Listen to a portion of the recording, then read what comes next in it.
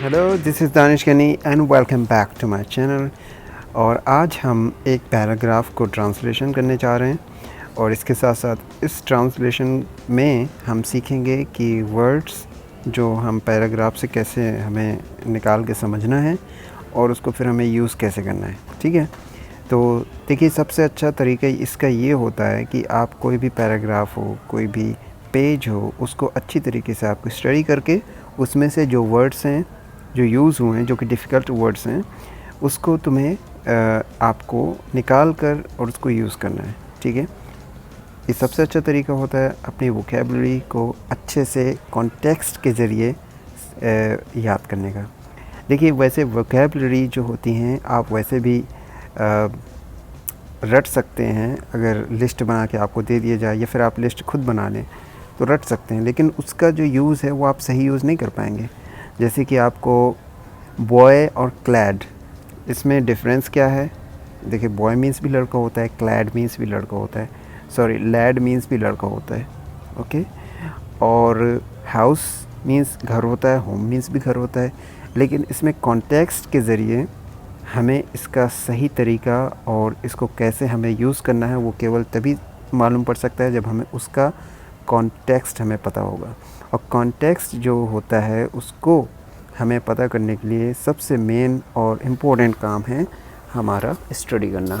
तो चलिए आज कॉन्टेक्स्ट यानी कि पैराग्राफ स्टडी करते हुए कॉन्टेक्स्ट में जो वर्ड्स हमें डिफ़िकल्ट लगेंगे उसको हम सीखेंगे, साथ ही साथ ट्रांसलेशन का जो है ना उसकी टेक्निक वो भी हम सीखेंगे। तो चलिए आज सीखते हैं। So let's get started without wasting our time.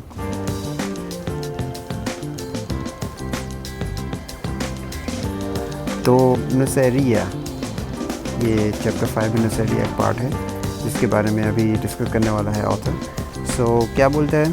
To the north of the Mount Lebanon, to the north of the Mount Lebanon and along the low range of mountains extending from Antioch to Tripoli। बोलता है to the north of Mount Lebanon, Mount Lebanon के उत्तर में। Okay, Mount Lebanon, उत्तर Lebanon के जो पर्वत, Lebanon का जो पर्वत है उसके उत्तर में दिशा में, फिर कॉमा लगा है क्योंकि उसके आगे और भी कुछ कह रहा है। And along the low range of mountains, और नीची यानी निचली सतह पर जो पर्वत हैं उसकी जो पर्वत वो है ना, पर्वत, छोटे से पर्वत होते हैं, लो रेंज ऑफ माउंटेंस, जो पर्वतीय क्षेत्र है।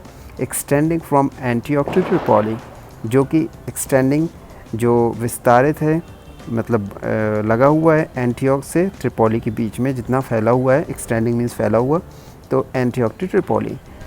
तो निचली सतह की पहाड़ियों के साथ में जो एरिया, जो क्षेत्र फैला हुआ है एंटियोक से ट्रिपोली के बीच में, और ये कहाँ है? माउंट लेबनान के उत्तर के साइड में।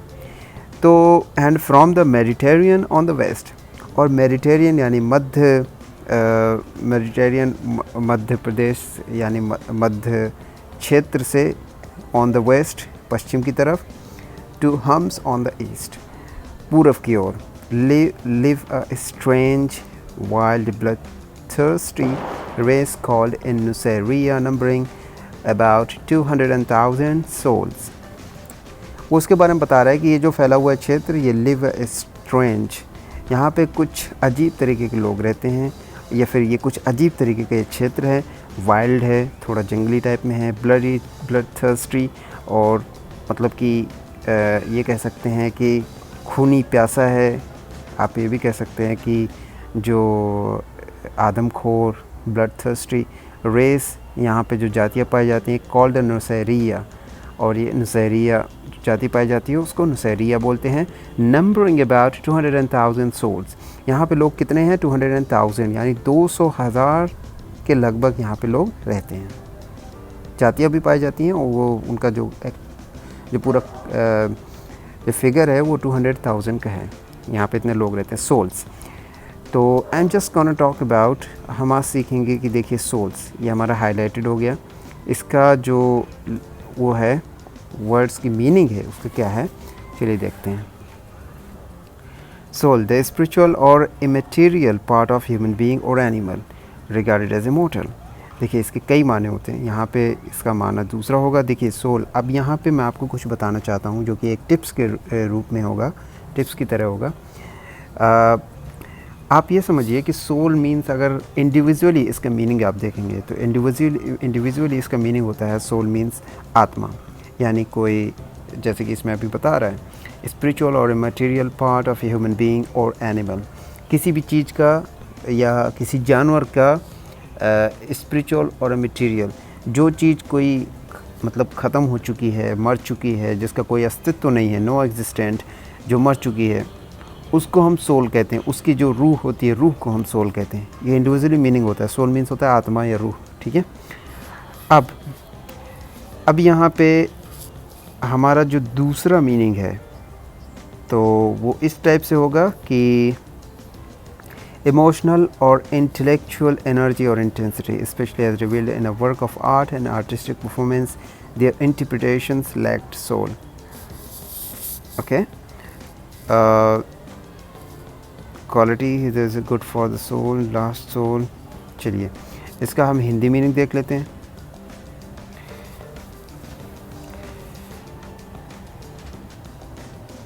अ पर्टिकुलर टाइप ऑफ पर्सन.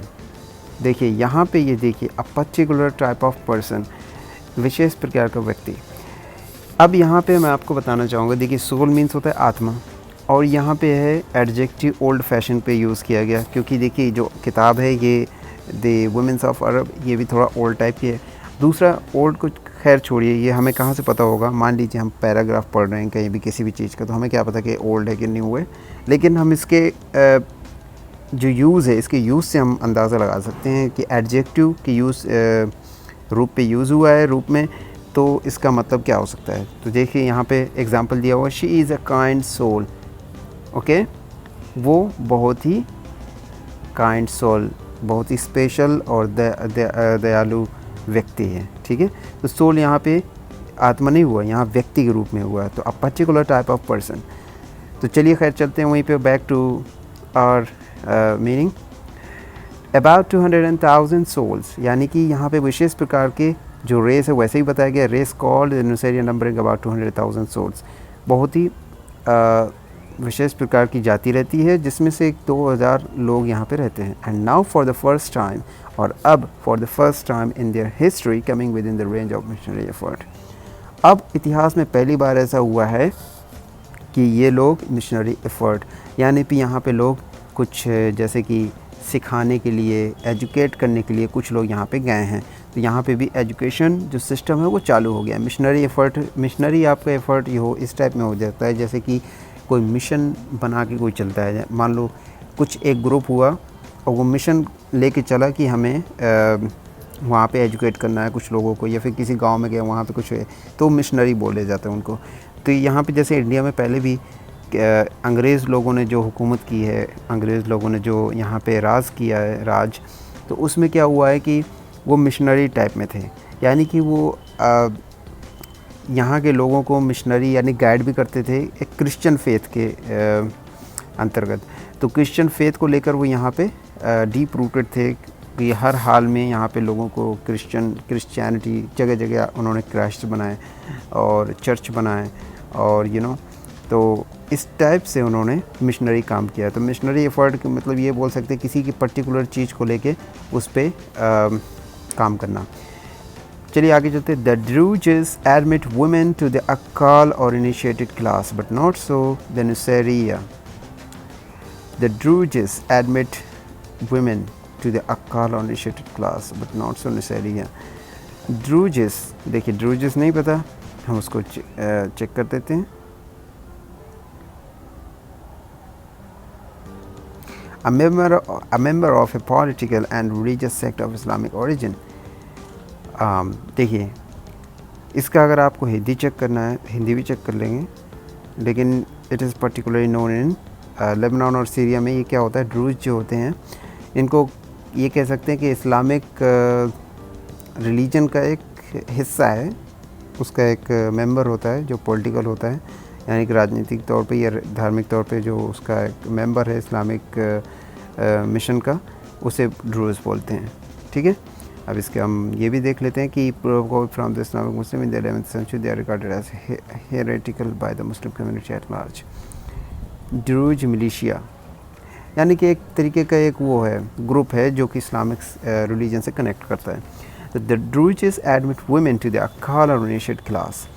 तो ड्रूजेस जो वुमेन थी, औरतें थीं, वो अकाल और इनिशिएट क्लास, वो एक प्रारंभिक वर्ग की लोग मानी जाती थी। बट नॉट सो द नुसैरिया, लेकिन बिल्कुल नुसैरिया की तरह नहीं थी। नुसैरिया के जो जाति थी, वो उनके जो लोग थे, उनका एक अलग ही स्थान था। The great secret of the sacrament is administered in a scheduled place. The great secret of the sacrament, मान लीजिए सैक्रमेंट की मीनिंग हमको नहीं आती, तो हम इसको कॉन्टेक्स्ट के ज़रिए, पहले तो हम पूरा कॉन्टेक्स्ट पढ़ेंगे। द ग्रेट सीक्रेट, एक अद्भुत और एक महान सीक्रेट यानी कि राज of the sacrament is administered in a scheduled place. वो एक सीक्रेटेड प्लेस, एक ही विशेष प्रकार के जगह में ये अद्भुत राज को एडमिनिस्ट्रेड किया जाता था, यानी प्रारंभ किया जाता था, यानी कि उसको कार्यरत किया जाता था। ये कह सकते हैं कि उसको एक आसान भाषा में ये बोल सकते हैं कि the great secret of the sacrament is administered in a secreted place. एक बहुत ही शांत और अलग जगह में इसको एक महान राज के रूप में, एक महान ग्रेट सीक्रेट के रूप में इसको सैक्रमेंट इसको कह सकते हैं।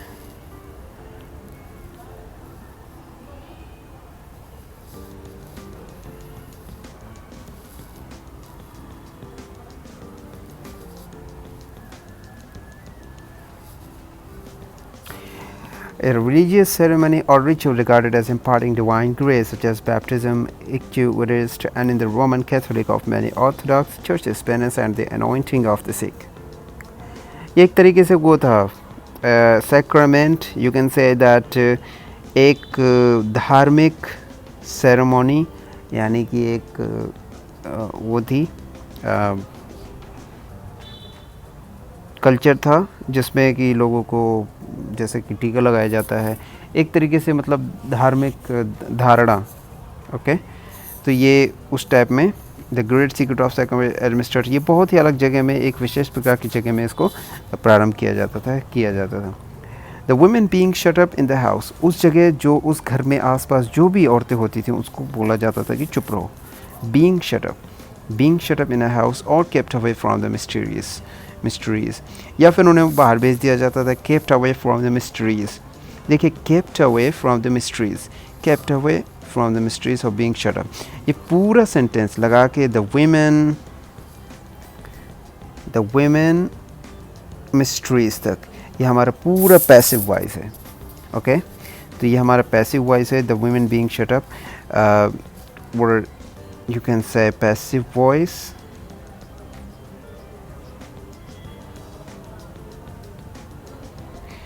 तो the women being shut up in a house or kept away from the mysteries.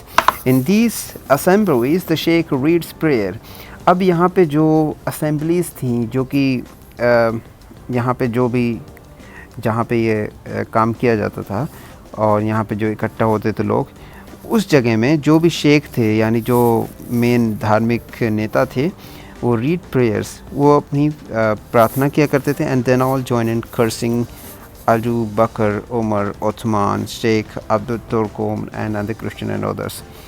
तो वो सारे के सारे जॉइन इन कर्सिंग, जो सब जॉइन करते थे। कर्सिंग एक तरीके से बद्दुआ देते हुए या फिर बुरे शब्दों का प्रयोग करते हुए अबू बकर के लिए, उमर के लिए, उस्मान के लिए और शेख तुर्कोमन तुर्कों के शेख को, एंड द क्रिश्चियंस और ईसाइयों को, एंड अदर्स और बहुत सारे लोगों को। Then he gives a spoonful of wine. उसके बाद फिर वो क्या करता था, शेख एक चम्मच भर के शराब देता था। स्पूनफुल, एक चम्मच भर के शराब देता था। First to the sheikhs present, वहाँ पे जो पहले शेख प्रेजेंट है यहाँ पे वो उनको देता था। And then to all the rest, और उसके बाद सारे लोगों को जो भी वहाँ मौजूद थे। ठीक है, देन दे ईट फ्रूट, उसके बाद वो फल खाते हैं या खाना करते थे। ऑफर अदर प्रेयर्स, और फिर दूसरी प्रार्थना या फिर ये कह सकते हैं कि जो भी उनका रिचुअल वो है, प्रेयर है, उनको किया करते थे। And the assembly breaks up, और इस तरीके से असेंबली में अपने कुछ लोग रहते थे, कुछ चले जाते थे। ब्रेक्स अप मीन्स कुछ रहना कुछ चले जाना, यानी ब्रेक्स अप अलग हो जाना, अपार्ट यानी कि थोड़े रहना थोड़े चले जाना अपने काम से।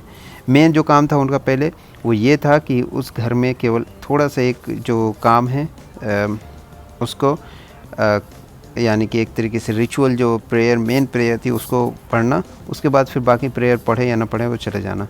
द राइट्स ऑफ इनिशिएशन, ये जो राइट थे इनिशिएशन ये काम करने के, आर राइटफुल, बहुत ही डरे हुए, इन द एक्सट्रीम, बहुत ही मुश्किल से होते थे, अटेंडेड बाय थ्रेट्स, बहुत ही मुश्किल से और बहुत ही धमकियाँ, इम्प्रिकेशंस एंड ब्लास्फेमस ओथ्स, बहुत ही मुश्किल वाले कामों से बहुत ही अजीब तरीके के होते थे।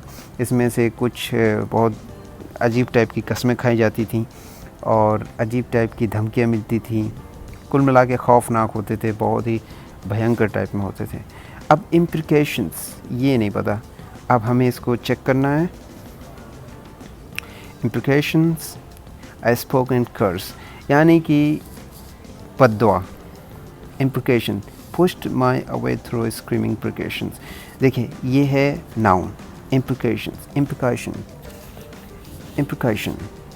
तो इम्प्रिकेशन, अब इसको हम I spoken curse, I pushed my way through screaming imprecation, ये वहाँ पे ज़्यादातर यूज़, देखिए इम्प्रिकेशन का यहाँ पे हमने जो यूज़ कर रहे हैं, यूज़ है उसका नाउन है। अब नाउन है तो फिर यहाँ देखिए attended by threats, imprecations and blasphemous oath, blasphemous oath, ये भी बहुत ही अट्रैक्टिव मीनिंग है। Sacrilegious against God of sacred things, यानी कि अल्लाह ने जो भी पैदा की हुई हैं, गॉड ने जो भी चीज़ें पैदा की उसके ख़िलाफ़, अगेंस्ट प्रोफेन, उसके ख़िलाफ़ बोलना, ठीक है। तो इस तरीके से बोल सकते हैं कि बहुत ही बुरे वर्ड्स है, ये सब हम थ्रेट्स के सिनोनिम्स मान सकते हैं। Imprecations, blasphemous oaths and threats, okay. Declaring their lives forfeited if they expose to secret of the order, secrets of the order, अगर किसी को भी ये सब चीज़ें पता चल जाती थी जब ये काम होते थे तो उसको धमकियाँ मिलती थी कि किसी को बताना नहीं, ओके। इम्प्रिकेशंस, बहुत ही बद्दुआएँ और बहुत ही अजीब टाइप की बातें कि ये तुमने कैसे जान लिया, तुम्हें जानने का हक़ नहीं है, अब तुम मर जाओगे, ये हो जाओगे, वो हो जाओगे, ऐसे। और ब्लास्फेमस ओथ्स, इसको ये बोलते कि बुरी तरीके की कस्में उसको चढ़ाई जाती थी, इस टाइप से कि लगता था कि अब अल्लाह तुम्हें छोड़ेगा नहीं, ये हाल करेगा, वो हाल करेगा, ऐसा हो जाएगा। तो आप समझ रहे हैं ना आपकी ये जो इसकी मीनिंग्स हैं, इसके पैसेज के थ्रू हम ही निकाल रहे हैं। Declaring their lives forfeited if they expose to secret of order, अब जिनको ये पता चल जाता था कि इस टाइप से काम होता है और ये हो गया, इसमें ये होता है, इसमें कोई फ़ायदा नहीं, ये होना, अगर उसको पता चल गया, उसने बाहर, उसको फिर धमकाया जाता था कि बाहर अगर तुमने बताया तो तुम्हारे खिलाफ़ ये हो जाएगा, तुम मर जाओगे, तुम ये हो जाएगा, यानी उसको डराया जाता था, ठीक है। बहुत ही खौफनाक उसको रूप में उसको उसके सामने ये सब चीज़ें बताई जाती थी, तो लोग ऑटोमेटिक डर जाते थे। चलिए यहाँ पे हम forfeited if they expose the secrets of the order, फॉरफीटेड,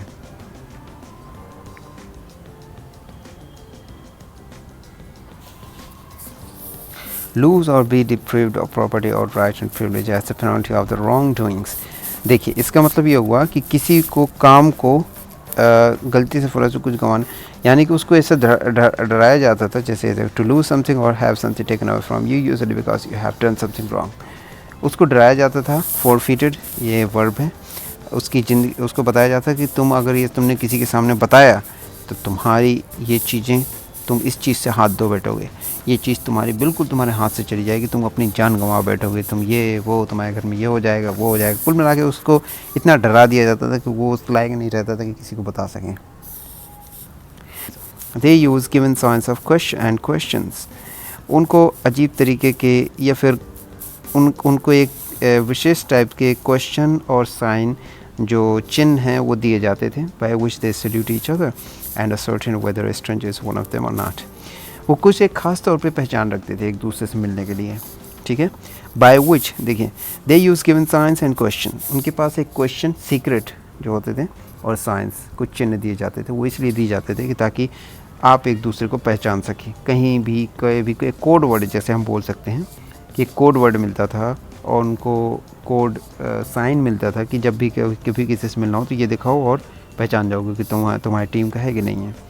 bye which they salute each other, जिससे कि वो एक दूसरे को सल्यूट करते थे। असर्टेन, और उन्हें पता चलता था, इससे मतलब वो निश्चित हो जाते थे। Ascertain whether a stranger is one of them और नॉट, कि जो स्ट्रेंजर कि वो अजनबी है उनमें से है या फिर अजनबी है।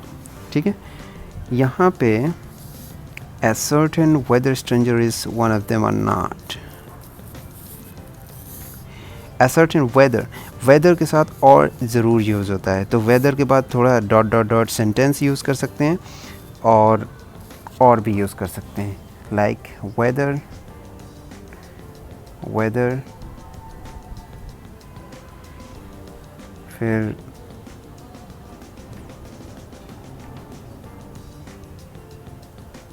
और, यानी कि whether you are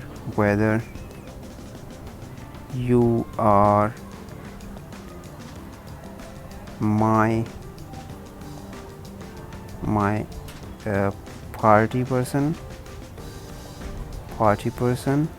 or my enemy. Whether you are my party person or my enemy, इस टाइप से एग्जाम्पल बन सकते हैं। by which they salute each other, certain whether a stranger is one of them or not. Okay, so हमने ये use किया। ascertain means होता है आपका जो